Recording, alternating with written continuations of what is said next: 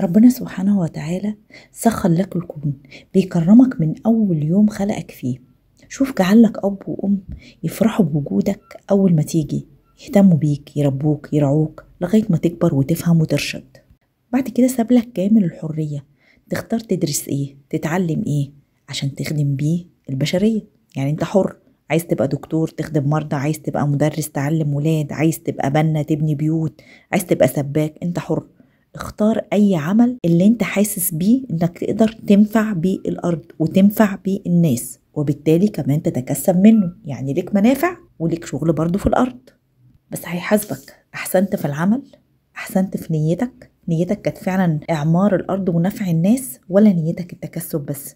فنيتك مهمة. طب في الاسرة اللي انت مفروض خليفة الله، والله رب العالمين، انت بقى رب الاسرة المسؤول عنها، سبك تختار الزوجة على مزاجك بالمواصفات اللي انت عايزها في الوقت اللي انت عايزه. انت اللي تختار، عايز تتجوز في 20، في 30، في 50، عايز تتجوز واحدة، عايز تتجوز اتنين، عايز تخلف ولاد، مش عايز تخلف، عايز تجيب اتنين 3 10. المهم انت اللي بتاخد بالأسباب وربنا بيسرها لك. بس بعد ما سابك انت تختار وانت حر، هيحاسبك على اختيارك، على معاملتك لأسرتك، على تربيتك ليهم، على دعمك، على توجيهك، على اهتمامك. فانت اللي بتختار، انت حر. فما ينفعش هو يكون بيكرمك قوي كده وانت ببساطة كده تتخلى عن مسؤوليتك.